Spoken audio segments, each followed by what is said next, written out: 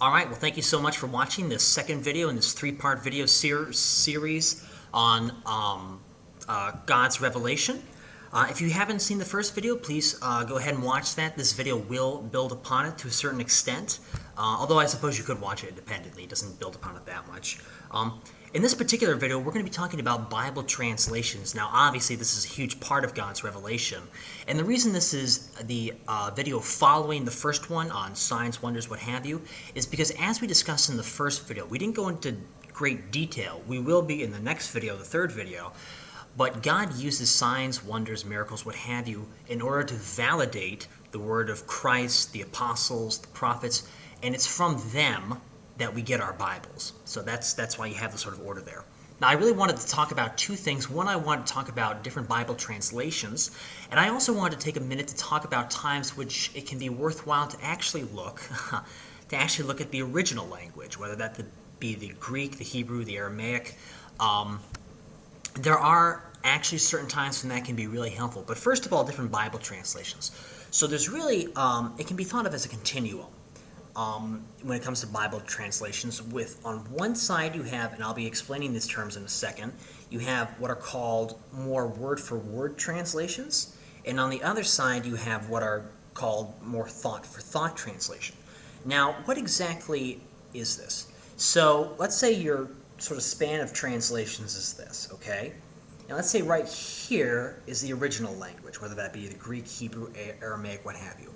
Well, what the translator has to do is he's got to take, and no duh, Eric, this is what he has to do. He's got to take that original language and he's got to turn it into something which we as English speakers can understand. Now, the problem which the translator has in doing that is this, is that a lot of times it's hard to construct or hard to find an exact English word or constructing a phrase which perfectly mirrors the original language. And not only that, but if he does find a word or construct a phrase which perfectly mirrors the original language, very often it's wordy. It doesn't sound good. It's hard to read. It's hard to really understand. And that presents a question in the mind of the translator. He's got to balance between two different things. One, he wants to be accurate. Accurate's not the best word. He wants to be true to the text. He wants to reflect what the text is saying. However, on the other hand, he wants people to, understand him. He doesn't want to construct a translation which is so wordy and uses maybe arcane English language, English words, what have you, just so that no one can understand it. Yet, at the same time, if he takes too many liberties in translating the text, well, it'll be very easy to read, but it won't reflect the original language. The original manuscript. And the difference between word for word and thought for thought translations is exactly where the translation falls on that continuum. Does the translator, or more often the team of translators, nudge that translation in the direction of a more word-for-word approach to making the translation, or do they instead nudge that translation a little more in favor of being readable, what have you, a little bit more of a thought-for-thought approach? Now, both translations can be fine. Really, sometimes thought-for-thought translations can get a bad name. I don't think they deserve that, generally speaking. The fear with thought-for-thought translations, and it is legitimate, I think it's overstated, but it is legitimate, is that you are depending more upon the translator, not just to translate the words, but to tell you what the thought was. And so, if the translator isn't appropriately reserved in how he does that, he can end up interjecting his own ideas into the translation. I've seen various thought-for-thought translations. That does happen.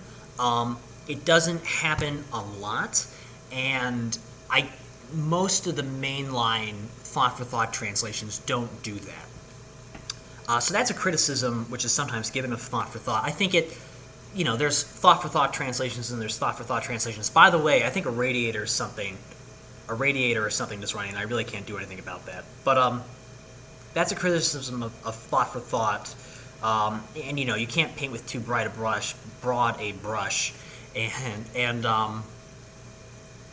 and I don't think it generally holds too much water anyway. I think thought for thought is fine. Now, that being said, there are real advantages for word to word. When you have a word for word translation, you end up picking up a lot of nuances in the text that you wouldn't otherwise. Because again, as the language which you're reading in the Bible, and is more reflective of the original manuscript, you are going to see those nuances show out more and more and more.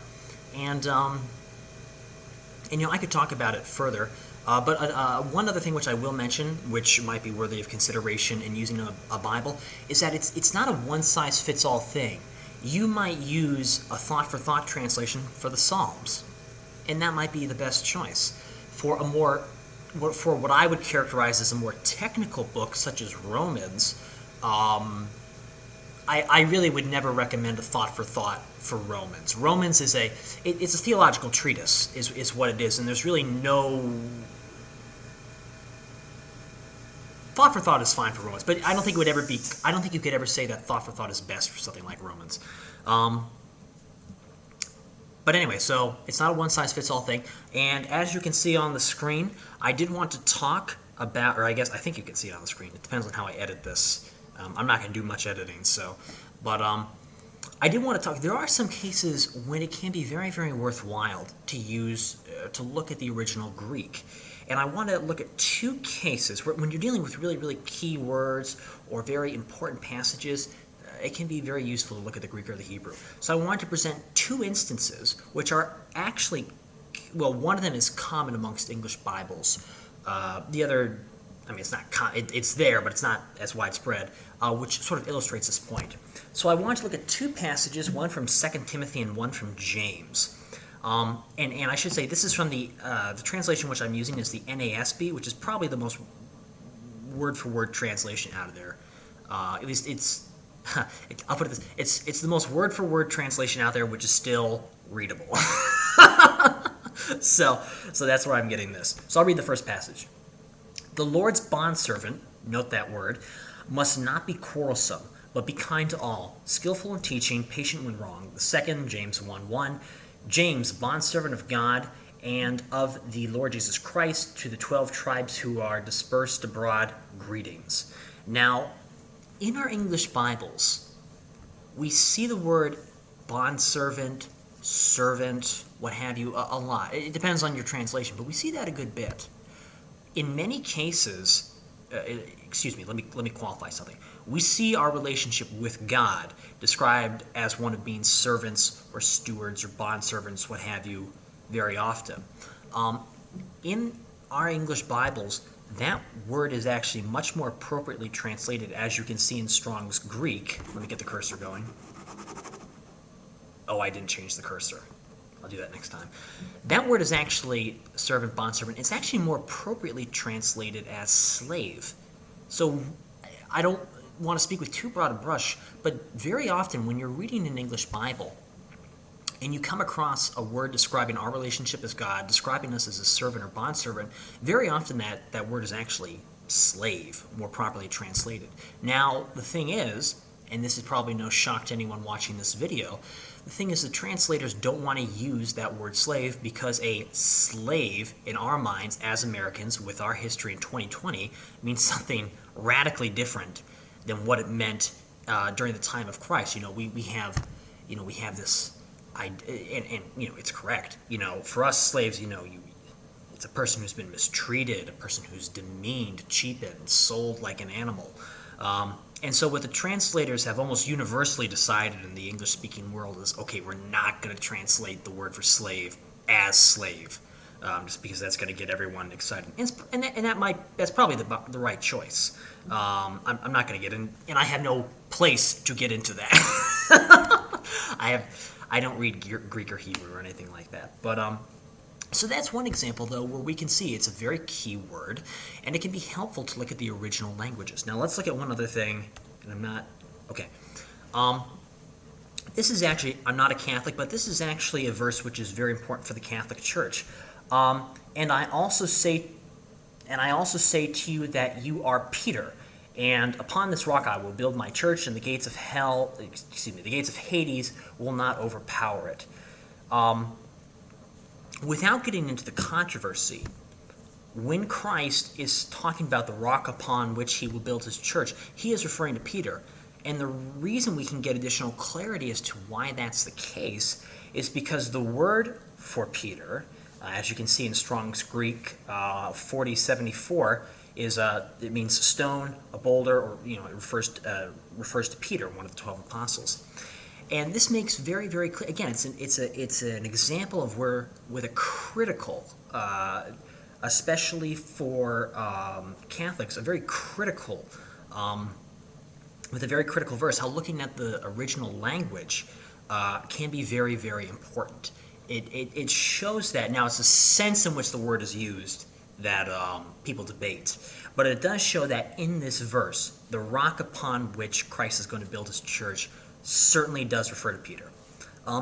So anyway, that's going to be all for this video. I hope you found it somewhat helpful, talking about Bible translations and presenting 2 examples of when it can be useful to look at the original languages for these really key words and key phrases and key verses.